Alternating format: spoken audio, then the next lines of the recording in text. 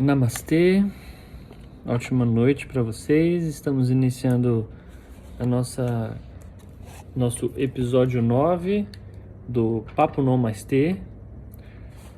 Hoje e durante esses últimos episódios, durante os últimos encontros, nós estamos trabalhando o livro As Virtudes do Yoga, né?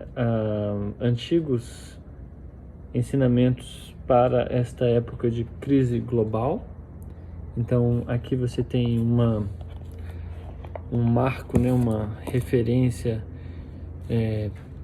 de documentação, de estudo, de trabalho sobre o yoga como uma ferramenta de apoio, né, para situações atuais de crise. E para isso ele traz uma discussão com base no yoga como uma ferramenta de conhecimento, mas o yoga como uma ferramenta de desenvolvimento moral, desenvolvimento ético, desenvolvimento social e tudo. Então, o yoga como essa ferramenta. E aí nós estamos no capítulo que é o não ferir. Nesse capítulo não ferir, nós já tratamos alguns temas, em especial a questão da parte... Ele fala ali sobre o Mahatma Gandhi, sobre a experiência do Gandhi em relação ao dedicar-se, ao não ferir. E nós estamos, então, falando um pouquinho sobre o jainismo como uma linhagem de pensadores, de desenvolvedores, enfim, de dedicados yogis e yoginis para a questão que envolve o não ferir e suas nuances. E aí nós falamos no último encontro alguns pensamentos, algumas bases para isso, eu vou repeti-las, né? E aí ele fala que, né, o fator-chave do não ferir é a constante vigilância ou atenção. Como explica a escritura, e aí é uma dessas escrituras citadas, isso é cultivado por meio de 5 práticas seguintes. Então, vigiar a própria fala, vigiar os próprios pensamentos, cuidado ao andar, cuidado ao erguer e colocar coisas no chão, e cuidadosa inspeção da própria comida e bebida. E aí ele ainda cita outros 4 práticas para fortalecer a qualidade do não ferir. A benevolência em relação aos outros seres, a satisfação com todos os seres, a compaixão por todos os seres, a paciência em relação àqueles que são mal orientados em seu comportamento. Eu quero trazer algumas reflexões que a gente vem fazendo aqui com pessoas, né, as conversas que vão acontecendo à medida que o Papo Namastê vai consolidando aí determinadas ideias. E uma questão que a gente vem discutindo sobre isso nos bastidores é sobre a questão da tirania, a tirania do yoga, onde o yoga teria essa tendência tirana, né? E aí a gente traz reflexões que eu gostaria de trazer no início da live, antes de começar a falar mais do livro, essa tendência do yoga de criar algum processo de xenofobia mesmo, sabe? Em relação a outras pessoas que não estão no mesmo caminho, ou outras pessoas que não estão conduzindo a vida da mesma forma, realizando determinadas práticas, e aí você criar um mecanismo de exclusão. Então, se a pessoa não faz yoga, ou se faz e não faz daquele modo que você faz, ou se faz, mas não faz da linhagem que você faz, ou se faz, mas não faz seguindo o mestre que você segue, ou se faz e dá um nome e aí fala, bom, eu pratico... digamos aí, né, o Hatha Yoga, mais convencional, popular, outro um Bhakti Yoga, um outro vem e diz assim, não, eu pratico Kriya Yoga, e aí você começa a ter uma diversidade. E aí o que é interessante é lembrar que o yoga é uma árvore que cresce, e cada ramificação do yoga fala de uma expansão dessa árvore, de um crescimento desses galhos. E a tendência de uma árvore que tem muitos galhos é dar muitos frutos. Ou mesmo o fruto pode não ser um fruto, se você não quiser falar sobre a ideia de um fruto comestível, né? mas um fruto que crie novas sementes, né? Que gere novos descendentes. Então, é legal a gente pensar por esse lado também e acabar aqui colocando um pontinho em relação a essa questão da xenofobia dentro do yoga, a tendência em a gente excluir outros e às vezes até mesmo julgá-los de modo um tanto pejorativos e perturbando na realidade o equilíbrio dessa árvore, né? Que a ideia é que ela comporte muitas pessoas, muitos conhecimentos e não gere, e isso aí acaba que fere. E é muito estranho, porque às vezes a gente valida essa tendência com um certo conforto perigoso, um certo conforto perigoso. Então, esse é um ponto que eu gostaria de deixar aí para vocês, essa reflexão, tá? A Lídia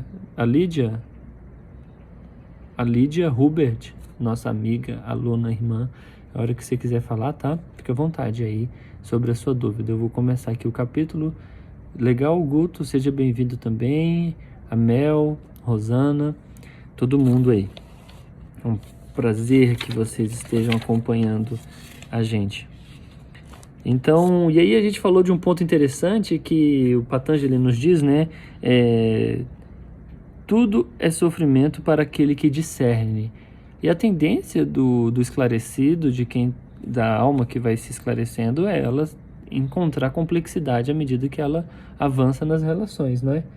Então, esse é um outro ponto perigoso que você pode começar a entender uma coisa bem interessante, que o não ferir começa pelo processo de autoacolhimento.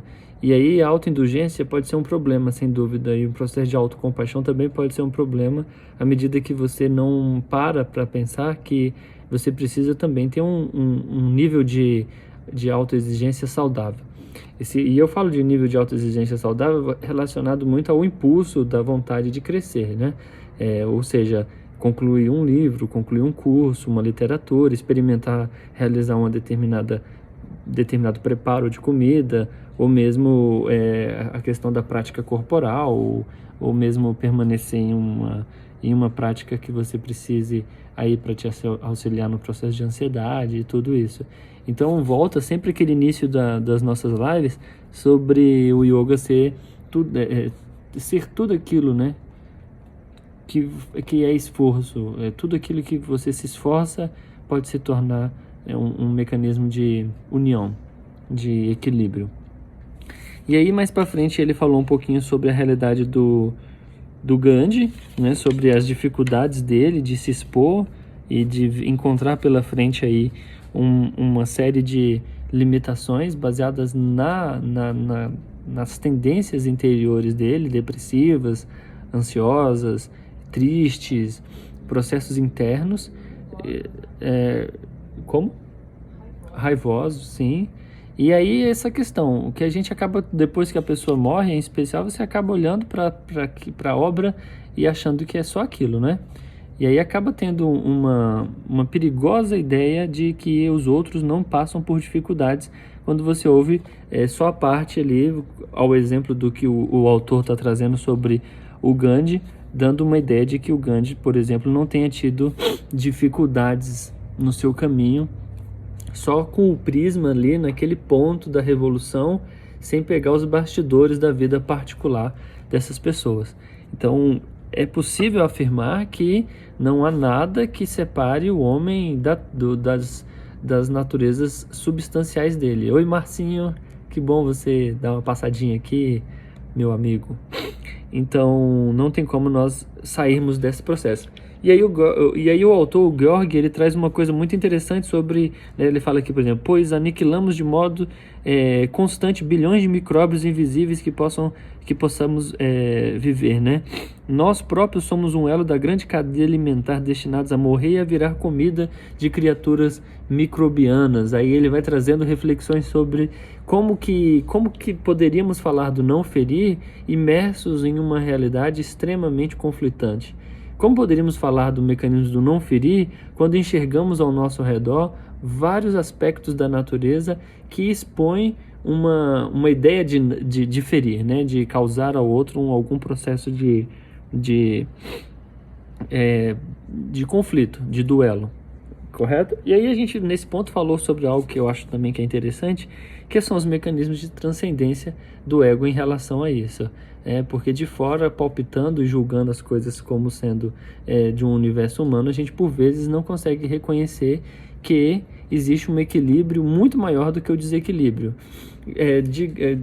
Pegando um exemplo, né? Hoje eu e a Mari estivemos na casa de uma dos nossos alunos, aluna e aluno, uma família, e é impressionante o quanto a Terra tem a oferecer. Terra que eu digo solo, muitas plantas, limões, bananeiras, pés de mexerica, hortas, alimento para pato, para galinha, para vaca. E aí você percebe que num quadrante muito pequeno você tem uma explosão de vida, uma explosão de oferta de alimento. Imagina que interessante você, dentro de um espaço, você poder render tanto. Então, é possível medir essa prosperidade, essa abundância da Terra com base exatamente na observação, que há, assim, de fato, um desequilíbrio. Há seres vivos ali, passarinhos sendo alimentados pelas sementes, mas também há cobras, há outros animais que se alimentam daqueles outros seres vivos.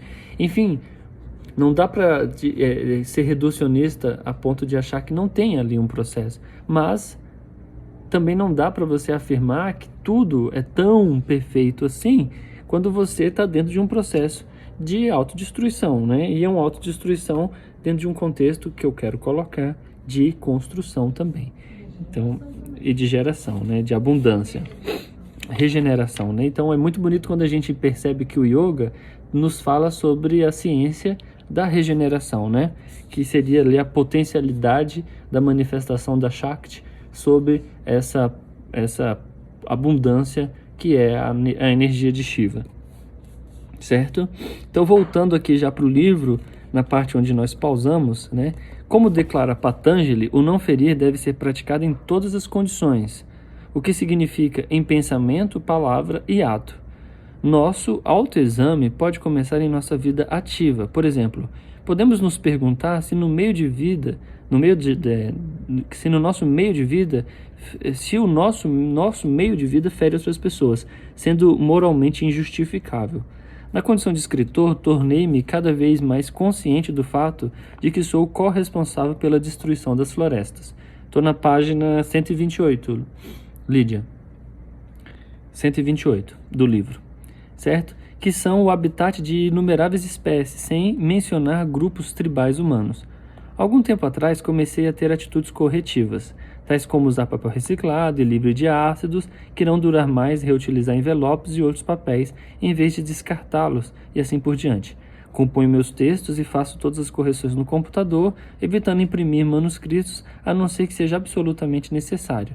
Eu rasgo todo e qualquer pedaço de papel que acumule e a seguir uso os pedacinhos para fazer o enchimento de envelopes e pacotes. Sei que posso e deveria fazer mais. Eu gosto muito do Georg porque ele está o tempo todo falando dele também, sabe? Esse é um ponto interessante quando a gente começa nesse trilhar, porque senão a gente acaba se tornando um pouco tirano da nossa ideia e querendo subjugar outras pessoas em relação ao nosso idealismo. E se tem muito idealismo, pode ter certeza que tem alguma coisa errada, porque o exemplo é a maior forma de idealismo real que possa existir. Então, se você dá exemplo, se você faz, se você corrige, né, a conduta, se você faz cria um mecanismo de autorregeneração, né, de regeneração dentro do seu processo de produção pessoal, por si só isso já é um processo de transformação, né? Em geral, reciclar deveria ser uma prática adotada de maneira universal. De modo especial, nós, nos chamados países desenvolvidos, temos consumido os recursos da terra como se não existisse o amanhã. E aí reporta aquele ponto anterior dele como sendo nós, humanos, grandes saqueadores, né? Grandes saqueadores. Cabe essa reflexão. Qual é o que você anda saqueando, né, da natureza? Então ele fala aqui, saquear os recursos... Mas a ambição também leva a atos de violência. Pode-se dizer que ela é violenta e prejudicial de modo inerente. Saquear os recursos naturais não é um exercício de bondade. O uso de combustíveis fósseis, um recurso não renovável sobre o qual nossa civilização ocidental consumista ao extremo apostou sua fortuna, serve para ilustrar como a avidez pode causar amplos prejuízos não apenas para nossos semelhantes, mas também para o ambiente biótico do nosso planeta como um todo. Segundo o British Petroleum, as reservas certas de petróleo são estimadas em torno de 1,188 milhões de barris. O consumo diário mundial desse petróleo está em torno de 80 milhões de barris. Só os Estados Unidos consomem mais de 20 milhões de barris por dia. Como já entenderam os governos mundiais, o petróleo está se tornando um produto cada vez mais precioso. A partir de 2020, o seu suprimento acabará ficando aquém da demanda, ao passo que a extração de petróleo se tornará cada vez mais dispendiosa. Já se estimou até mesmo uma escassez de 10% terá um efeito devastador numa economia dependente de petróleo, como a dos Estados Unidos, e na ausência de fontes alternativas de energia pode provocar um colapso total da civilização. Então, ferramentas para suprir isso seria a inteligência humana aplicada a essa realidade de necessidades de soluções, o que poderíamos diminuir ao menos o consumo do petróleo, por exemplo, para o uso de outros apoios tecnológicos. Como a gente já sabe que existem vários testes e várias opções já desenvolvidas aí em loco, em vários processos. Em curso, sim, e além disso, mecanismos inclusivos, né? Onde você poderia gerar mais renda em vez de afunilar isso tudo para grandes estatais ou grandes líderes aí desse processo, pessoas que pode-se dizer que já estão saciadas desse processo de ganhos financeiros e poderia oportunizar outros, né? Então eu vou avançar um pouquinho, não vou ler tanto essa parte, mas ao final, uma outra área importante para o autoexame em termos da virtude de não ferir diz respeito às relações sociais, nossa família, amizades e relações de trabalho, o quanto nós somos agressivos e destrutivos em relação a eles. Em que aspecto poderíamos começar a praticar o ahimsa com mais seriedade? Como expressamos em geral nossa falta de amor e falta de compaixão ou empatia? Um modo de começar a fazer isso é pedir aos nossos parentes e amigos um feedback, que será sem dúvida doloroso. Podemos descobrir que tendemos a nos comunicar de maneira abertamente agressiva, fria ou inacessível. Podemos ficar sabendo que não deixamos os outros se expressarem ou que não sabemos escutar. Há numerosas maneiras de praticar a falta de amor, assim como há incontáveis modos de sermos não violentos, gentis e compassivos. Entra aí esse ponto bem interessante aqui. Eu vou pescar alguns, se você achar que pode incluir outros, fica à vontade aí nos comentários. E a gente vai reportando. A questão da escuta. Tá aí uma coisa bem difícil de ser exercitada, porque não treinamos isso desde a nossa infância, inclusive não treinamos isso na própria escola, né?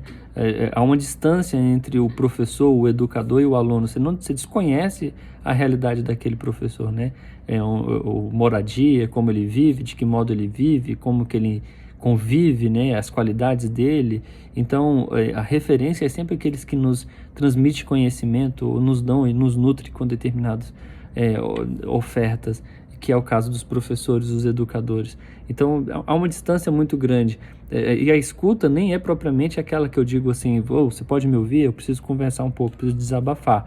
Quero dizer também um pouco antes dessa escuta, um pouco mais refinada, que é essa escuta amorosa.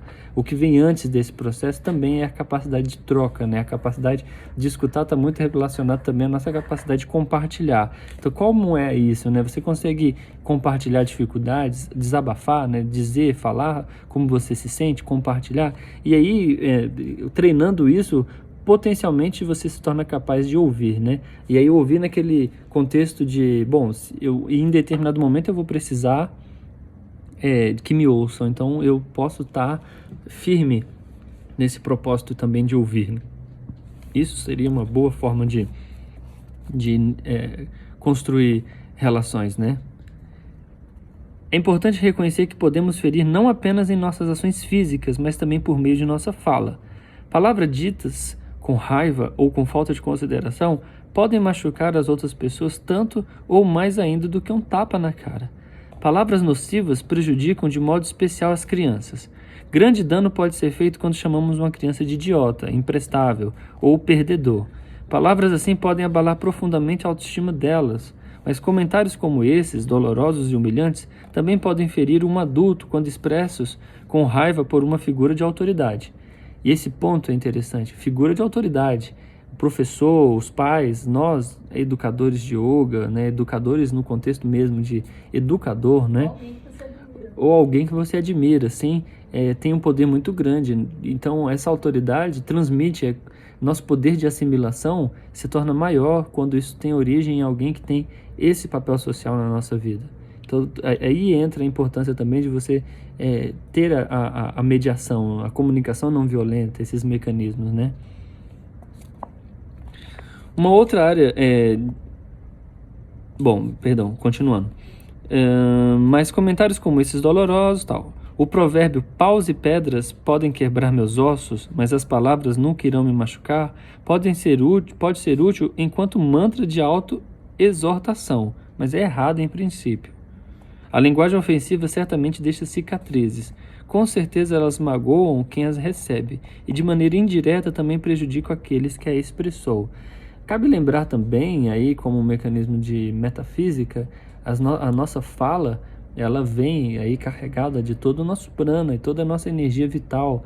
Então, por vezes, é uma pancada receber determinadas frases, é uma grande pancada saber que alguém falou determinada coisa sobre você. Esse é um ponto legal de se lembrar, né? Quando a gente pega e fica sabendo que alguém falou alguma coisa da gente, alguém que a gente goste. E aí aí você lembra, você fala, poxa, sério que o Jonathan falou isso? Ou que meu pai, né? Ou meu irmão. E aí isso derruba o cara, né? Isso machuca profundamente. Porque a gente pode ouvir coisas ruins de muitas pessoas, na verdade, mas aquelas pessoas que têm acesso livre, né, ao nossa alfândega emocional, aquelas pessoas que não precisam de passaporte, não precisam de nenhum tipo de código para acessar os nossos dados, que são as pessoas que a gente ama. E aí eu vou fazer uma pausa nesse ponto, que é bem interessante, o quanto é pancada mesmo a informação que vem de quem a gente gosta. Porque vocês já pararam para pensar o quanto a gente se sente confortável em tratar mal as pessoas que a gente tem perto da gente, pais, irmãos, família, esposa, marido, e como a gente se recolhe em relação a dizer alguma coisa que a gente pensa com uma pessoa estranha. Então, veja como isso faz parte de um caminho muito intrigante, que é essa linha de conforto em relação ao outro, que como eu tenho confiança, como eu tenho uma relação estabelecida, eu me sinto mais à vontade para expressar aí as minhas inclinações, né? Alguns diriam soltar os seus demônios e você se sente muito bem. E quem nunca ouviu aquela frase que diz muito bem assim, na rua você fala manso com as pessoas, aqui dentro de casa você grita. Quem nunca ouviu essas frases em discussão de casal, né? E é bom, às vezes, até a gente lembrar o outro dessas questões, porque a gente precisa ter amorosidade compassiva no contexto também de uniformizar, né? Então, muitas pessoas passam um dia no estresse do trabalho, desgastadas nas relações de emprego, e aí no momento que está em casa, descansa, dá uma relaxadinha e já solta os cachorros, como diz meu avô, né? Já soltou os cachorros para cima da pessoa. Então, cabe lembrar isso também, que não deixa de ser uma forma de profunda agressão, né? E aí acaba que o não ferir, nesse caso do yoga, que algumas pessoas generalizam e falam assim, já sei, isso se a regra é a rinça, amanhã eu viro vegano, né? E aí continua sendo um grande monstro dentro de casa, né? Fere todo mundo, briga com geral, é estúpido, é grosseiro e é xenofóbico com quem não é vegano ou vegetariano. E aí eu não estou falando nem nada em relação ao aspecto ideológico dessas escolhas, tá? Isso não invalida a escolha, só estou dizendo que é muito intrigante esse comportamento.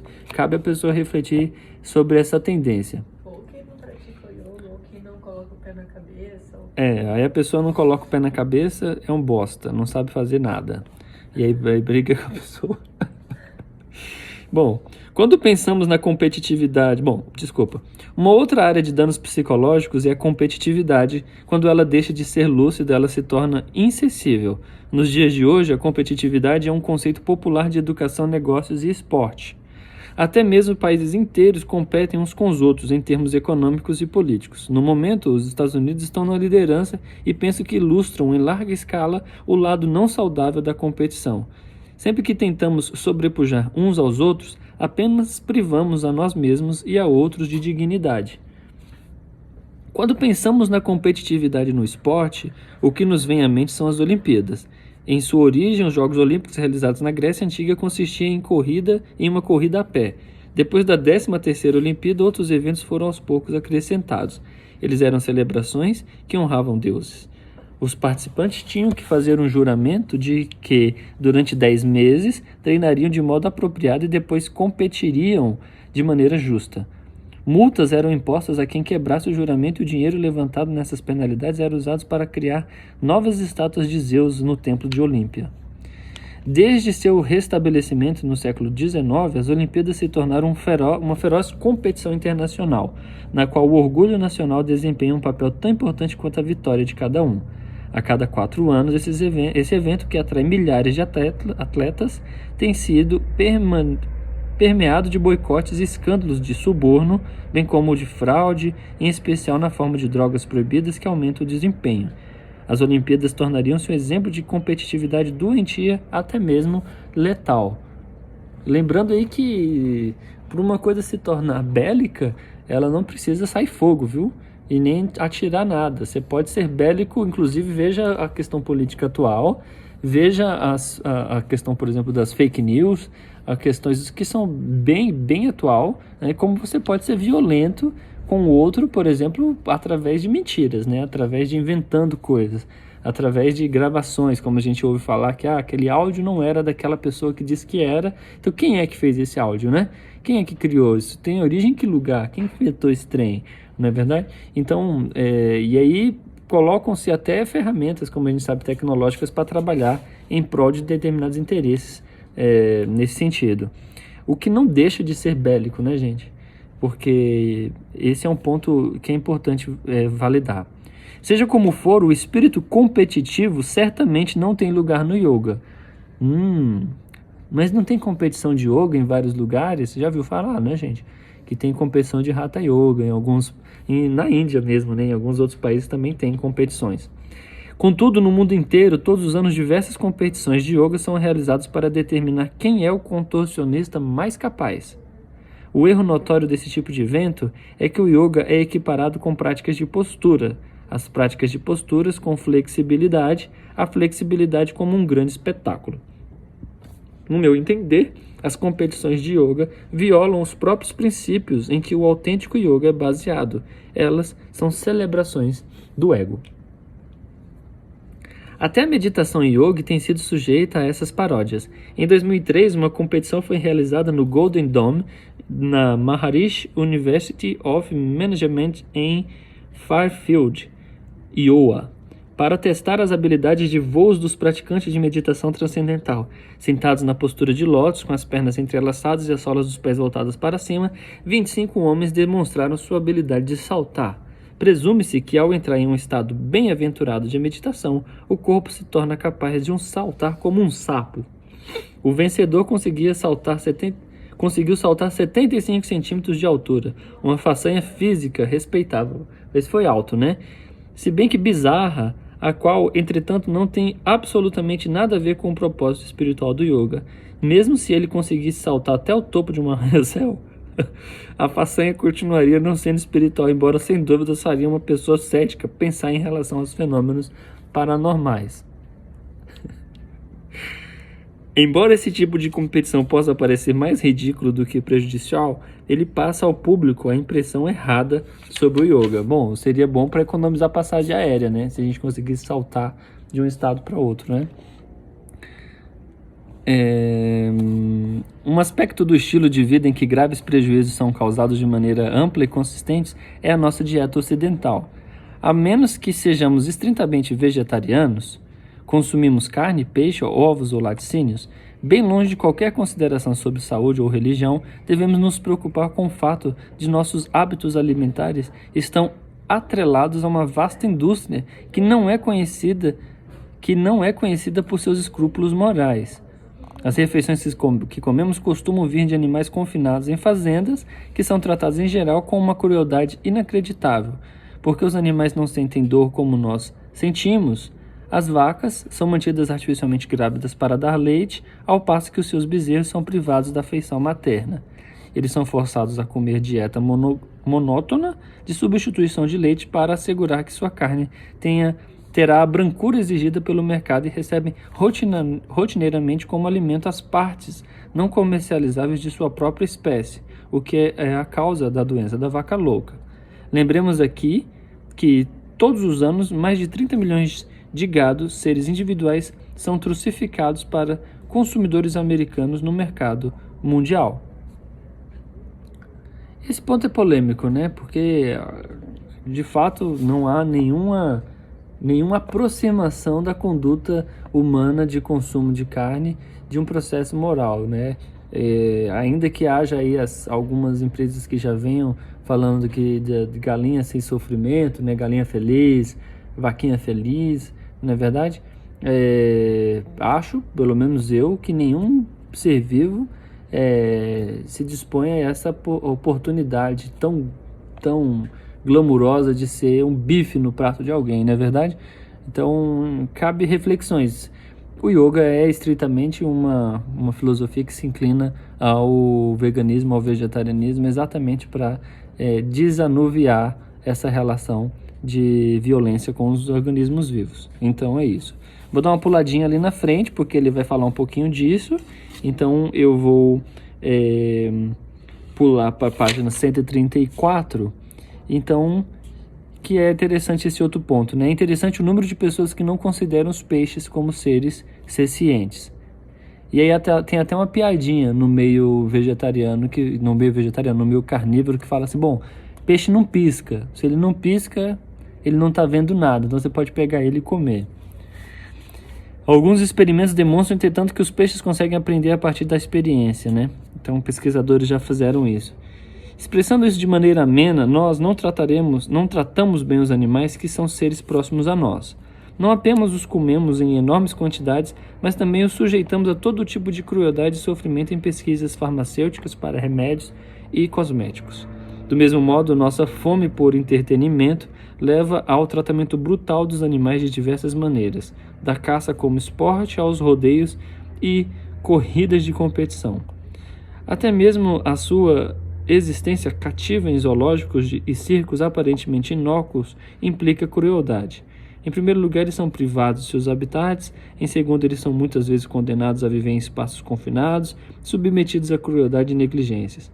Seja qual for o valor do entretenimento ou educação que esses animais possam ter, circos e zoológicos com certeza usam de violências para com eles, né?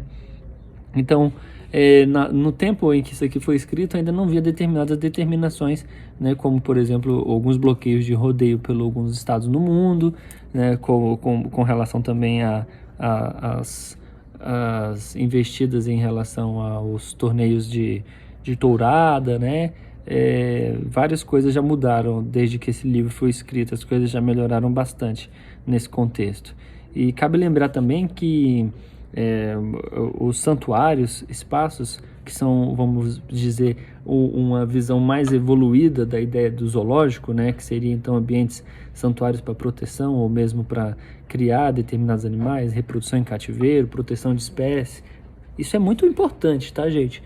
Né, separar. Então, conservação aí algumas pessoas acabam...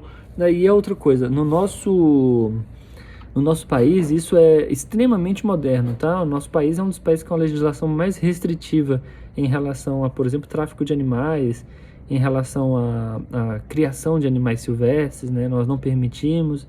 Alguns animais, e pouquíssimos animais exóticos podem ser criados no nosso país com autorização e de modo legal.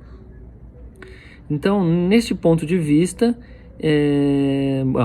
muito poderia ser dito também sobre a maneira como o nosso consumo conspícuo coloca em desvantagem direta ou indireta as nações do terceiro mundo, onde todos os anos milhões de pessoas morrem de fome. Em 2003, as Nações Unidas anunciaram que, a despeito dos esforços internacionais, a fome mundial está aumentando. África e Ásia, cerca de 850 milhões de pessoas têm fome crônica. Algumas pessoas argumentam que a situação das nações tão distantes com certeza é o problema delas, além de nossa atitude ser bastante insensível e ignora as manobras políticas cruéis dos governos das nações desenvolvidas naquelas partes do mundo. Um dado importante é: se você faz 3 refeições por dia, você faz parte aí de uma margem bem pequena, que é aí até 10% da população mundial, até 10% dessa população mundial é que faz 3 refeições diárias. Cabe lembrar aqui que, quando a gente fala sobre essas questões que envolvem o consumo de carne, o consumo de animais, questionamentos feitos às vezes por profissionais da área de saúde, como a área de educação física e outros, sobre a necessidade da proteína e tal, de que o ser humano ele tem a necessidade e tudo. Então, vejamos aí o exemplo da Índia como um país que tem aí pelo menos mais de 1,5 bilhão de pessoas, e aí você afirmar que isso é uma conduta necessária para o ser humano é um pouco de equívoco em relação em especial a essa tradição, a essa civilização indiana, que tem, pelo menos aí pode-se afirmar seguramente, mais de 50% dela é vegetariana. E vejamos aí os números, por exemplo, do Covid-19 na Índia. Tem uma parte bem pequena, a saúde deles é uma saúde muito consolidada, através das especiarias, das medicações, do Ayurveda, de uma alimentação saudável. Então não dá para pegar um aspecto e tornar ele tão ideológico a esse ponto. Você pode comer carne e isso é válido porque você é livre, tá? Mas também não vale a pena você entrar para processos de afirmação, como dizer que isso é impossível de um ser humano sobreviver sem carne, porque você tem uma população de pelo menos 500 milhões, 800 milhões de pessoas que vivem sem carne e extrai proteínas desses alimentos. Beleza. Neste ponto de vista, vamos inserir algumas informações históricas relevantes. Nos dias do colonialismo, os portugueses, ingleses, holandeses, franceses, italianos, alemães sujeitaram as nações africanas a uma exploração econômica contínua. Eles roubaram desse continente ouro, marfim, condimentos e por ainda escravizaram seu povo. Cabe lembrar que o marfim é uma reflexão da profunda ignorância humana, não é? Sem contar aí os assassinatos dos rinocerontes, né? do chifre dos rinocerontes, ou mesmo dos testículos de tigre, e animais que são consumidos apenas para alimentar um grupo fanático de homens, né? E aí homens nesse contexto de gênero mesmo, para uma ideia de serem mais viris, né? Então, comendo aquele animal ou algum preparo, eu me torno mais viril. Aí você vê o nível de ignorância e o nível de despreocupação com a vida quando você expõe situações como essa. Quando a América declarou a sua independência em 1776, a Grã-Bretanha perdeu suas colônias mais afastadas no sentido oeste. Entretanto, ela estava bem preparada para isso, pois 19 anos antes ela já havia dado início ao seu controle soberano sobre a Índia, que duraria 190 anos. Com a descoberta das vastas reservas de petróleo do Oriente Médio, a Grã-Bretanha não perdeu tempo para fazer sentir a sua presença política nos estados do Golfo. No entanto, foram os Estados Unidos que agarraram o controle primeiro. Vamos dar uma puladinha, porque essas questões de dados políticos são legais, mas o que ele está querendo trazer é realmente a reflexão desse não ferir como uma coisa para além de uma ideia só de não matar o bichinho, ou mesmo de só num contexto do lar, como a gente falou, né? Se tornar afetivo as relações, prosperar esses mecanismos, né? Lídia, você quer trazer já a sua pergunta para a gente? Por favor, lança ela aí no nosso chat. Todas as nossas ações têm repercussões morais. Por exemplo, cumprir o nosso dever de cidadãos honestos implica pagar impostos todos os anos. Mas o que devemos fazer quando, como no caso dos Estados Unidos, nossos impostos ajudam a sustentar uma vasta indústria militar que revolve em torno da violência e que, com efeito leva a incontáveis mortes, a uma dor inenarrável no mundo todo. Sonegar imposto seria uma atitude tola, mas os cidadãos podem, por meio do voto, pressionar por uma reforma de impostos há muito tempo devida e, o mais importante, protestar contra as maneiras pelas quais o dinheiro dos impostos é gasto. Por fim, o ideal de não ferir não está confinado à expressão física ou verbal. Nossos próprios pensamentos são poderosos. Eles determinam os modos sutis pelos quais nos relacionamos com a vida, e em especial como interagimos com os outros. Se estivermos deprimidos, nós tenderemos a desanimar o ambiente à nossa volta. Se nos sentirmos animados, nossa felicidade alegrará as pessoas que nos cercam. Mesmo quando não queremos magoar outra pessoa, nossa frieza ou indiferença é uma maneira de ferir. Sempre que nossa presença não for amorosa, reduziremos de modo inevitável nossa própria força vital e a força vital dos outros. Por essa razão, devemos nos tornar plenamente responsáveis de modo como estamos presentes no mundo, mesmo quando estamos sozinhos, porque o nosso campo está conectado com os campos de todas as pessoas e todas as coisas. A rinça, enquanto manifestação do amor autotranscendente, é uma parte essencial na prática espiritual. O yoga genuíno é impossível sem isso.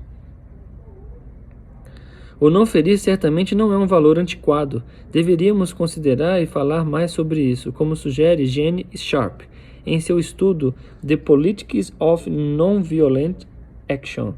Um dos motivos pelos quais o tratamento que em geral se dá às histórias políticas ignora os meios não violentos de ação política é que a disseminação desses meios não é de interesse dos líderes políticos ou militares. Bom, convenhamos de que você não ouve, né? Você não ouve líderes atuais falando sobre esses processos. O que me choca, sabe? Porque numa liderança desses processos, qual é o motivo? Por que envergonharia um líder falar de processos afetivos? Por que envergonharia um líder aproximar a sua narrativa, a sua fala de processos que envolvem a amorosidade, afeto, perdão, companheirismo, compaixão, ajuda, auxílio, correto? A boa ação nesse contexto. Por que envergonharia esses líderes? Por que a gente não ouve um candidato à presidência, ou um deputado, ou um senador liderando uma posição? Me parece que é um motivo de vergonha e de exposição falar sobre essas questões, o que na realidade, no meu ponto de vista, apenas valida a tolice da ideológica que eles vivem, correto? Porque ninguém vive sem afeto e sem companheirismo. A não violenta possibilita a paz mental e, como demonstrou Gandhi, funciona como instrumento de mudança social e política. Os revolucionários que carecem da virtude da paciência trazem sofrimento aos seus semelhantes por desejar a mudança radical de modo imediato. Eles apenas criam a base das contra-revoluções igualmente precipitadas e sangrentas. Ao contrário do ativismo americano, Ward Leroy Churchill, autor de A Patologia do Pacifismo, a não violência em política não apenas não é louca, como também é o único meio de transformar no longo prazo a sociedade. E aí, se você for pensar bem, e aí eu estou questionando você que está vendo a live ou quem quer que esteja vendo a live, né? Quando fala sobre a questão do eu te amo, né? Da dificuldade de pronunciar essas palavras afetivas, né? De dizer que ama e que dizer que sente isso, né? A Lídia perguntou na página 137, ele diz: a não violência em política é o único meio de transformar no longo prazo a sociedade. Mas deixando à parte a indústria da guerra, me parece que existe quem deva lutar, não? Me parece que existe quem deva lutar, não? Deixa eu ver se eu entendi. Bom, ele diz isso que a gente leu, né? A não violência em política é o único meio de transformar a longo prazo a sociedade, certo? Porque, e aí tem um ponto legal que ele falou sobre a competitividade, passou pela minha cabeça e eu não comentei também, sobre a questão do quanto a política ela é competitiva, não é verdade? De quanto ela gira em torno disso. E aí essa competição às vezes está tão relacionada a processos até de subsistência, não sob uma ideia de subsistência de manutenção, né? Mas dentro daquele cenário competitivo. Até porque os altos salários e as regalias que esses líderes possuem é muito grande, então é de interesse deles manter isso, né? Mas, a Lídia diz, mas deixando à parte a indústria da guerra, né? Ou seja, retirando ela, me parece que existe quem deva lutar, não? Vejamos Arjuna, era o dever dele ir para o campo de batalha e lutar pelo bem do povo. Concordo. É isso mesmo, a questão é que qual é a luta que precisa ser lutada? A luta pelo quê, né, Lídia? A questão é, se você tira a indústria bélica do cenário, o que que sobra? Sobra, na realidade, um esforço de apoio, né?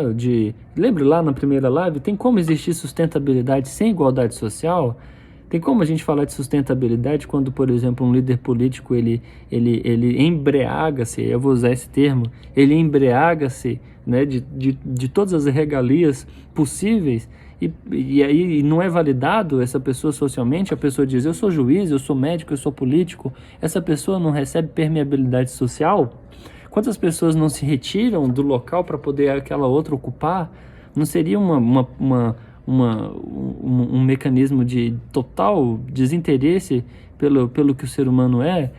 Aquela coisa da música do Geraldo Vandré, eu acho que é ele, né? Quando ele fala, cidadão, tá vendo aquele prédio, moço, ajudei a levantar, né? Foi um tempo de aflição, então... E aí no final ele é o único lugar que ele pode ser aceito, é um lugar onde apesar da gente acabar muitas vezes criticando, o único lugar que ele tem permeabilidade é dentro daquele espaço onde fala-se em caridade, fala-se em amorosidade, que é a igreja. A questão é, qual é a verdadeira luta que deve ser lutada por Arjuna? E aí, à medida que o Bhagavad Gita vai evoluindo, sabe-se que são metáforas e alegorias para se falar sobre a luta interior, a luta num contexto social também, mas uma luta de enfrentamento de aspectos do ser, né? Do eu em si, de se tornar-se mesmo, do eu em si mesmo, do Atma, desse propósito. E aí ele traz aqui para a gente, e um ponto importante, lembrando, por exemplo, é que de 100% dos crimes cometidos no mundo, 5% são cometidos por mulheres. 95% são cometidos por homens. Então nós estamos falando de um modelo cultural. Não vejo o menor sentido em validar a tradição. Tá? Eu não vejo o menor sentido em validar aspectos tradicionais que reforçam processos de separação entre o masculino e o feminino, onde coloca, seja masculino e feminino, seja o transgênero, seja o homossexualismo, seja a opção de cor de pele ou essas questões.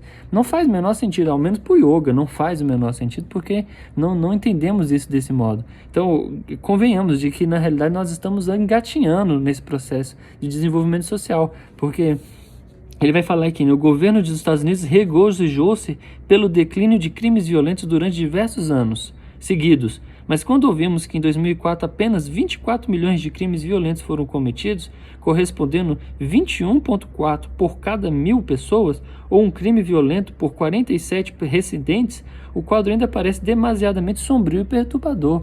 Veja, 5% são cometidos por mulheres, 95% cometidos por homens.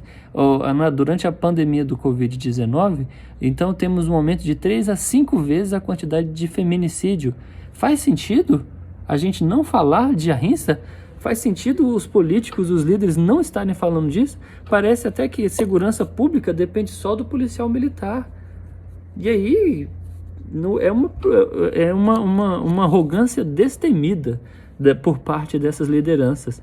O grande aspecto da transformação, sem sombra de dúvidas, seria a humanização do aspecto político, como ele falou aqui. E a humanização no contexto de desenvolvimento humanitário, né? Considerações aí, gente? Já estamos acabando, hein? Falta só 5 minutinhos. As taxas de crimes violentos no Canadá em 2004 foi de 300 mil pessoas, um número que não impressiona também, dada a população muito menor daquele país, de 32 milhões de habitantes. As estatísticas para os diversos países europeus também não são encorajadoras. A violência parece ser um aspecto integral, embora insalubre, da civilização moderna. Uma das características mais mórbidas dessa tendência é a punição capital, que hoje ainda é praticada em 75 das nações. Os métodos usados são injeção letal, eletrocução, morte por gás, enforcamento, decapitação e até, de uma maneira realmente medieval, o apedrejamento, como no Irã e no Afeganistão. Segundo a Anistia Internacional, em 2008 e em 2004, pelo menos 3.797 pessoas foram executadas em 25 países. Nesse caso, somente a China executou 3.400 criminosos, que se pode supor que incluísse um número significativo de prisioneiros políticos. Recentemente, na Nigéria, mulheres cujo único crime tinha sido o aborto foram executadas.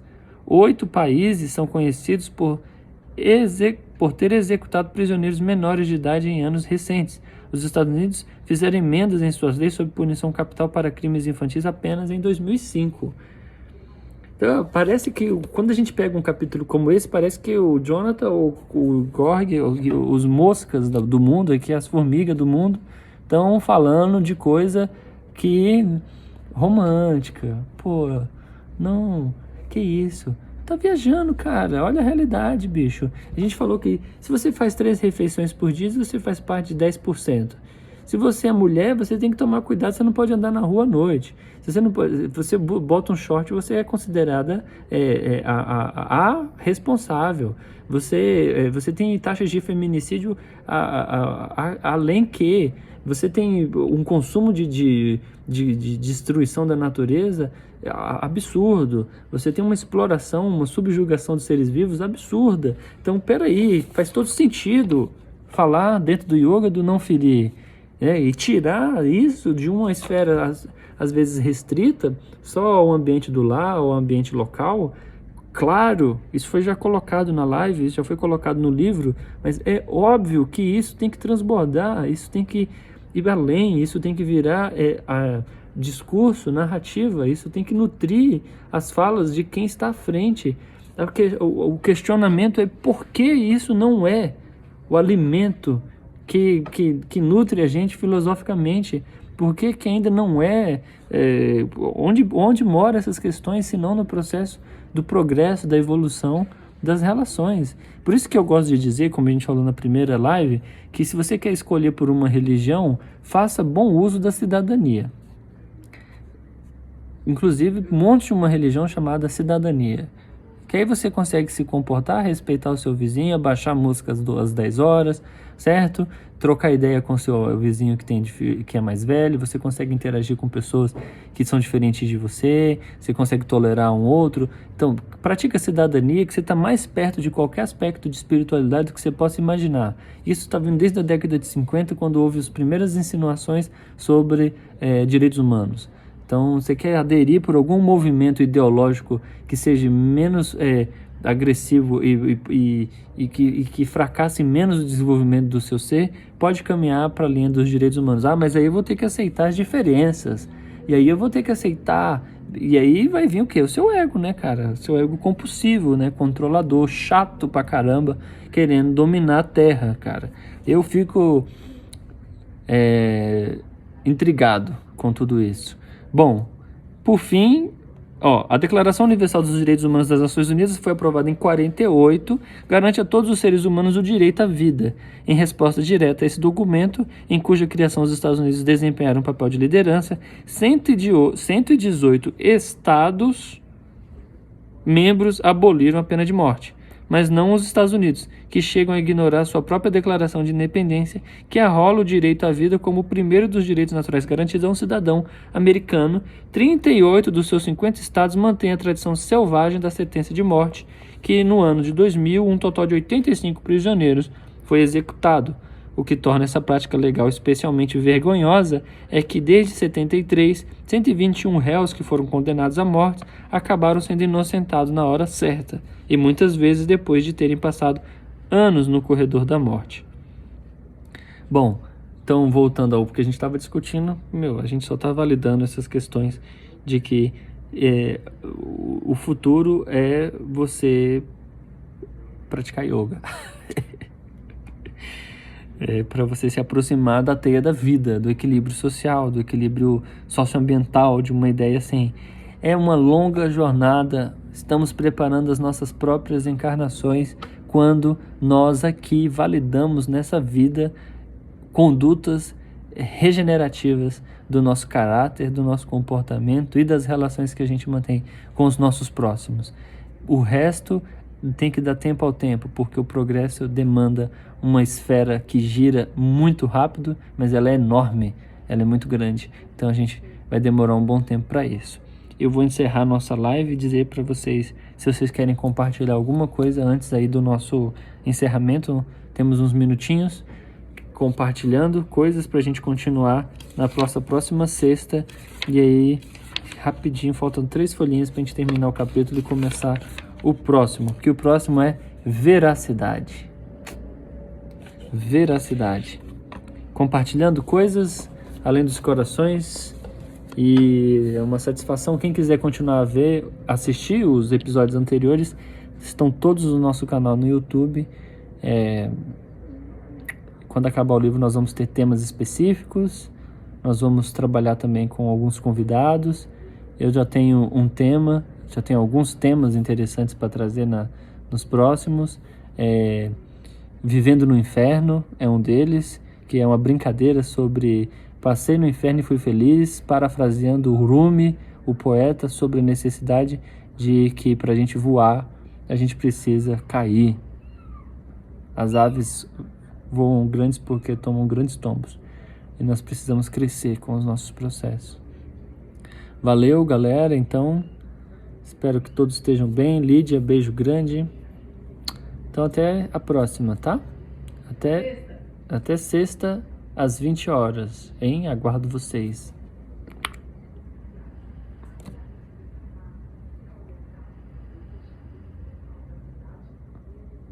Pode aumentar a TV?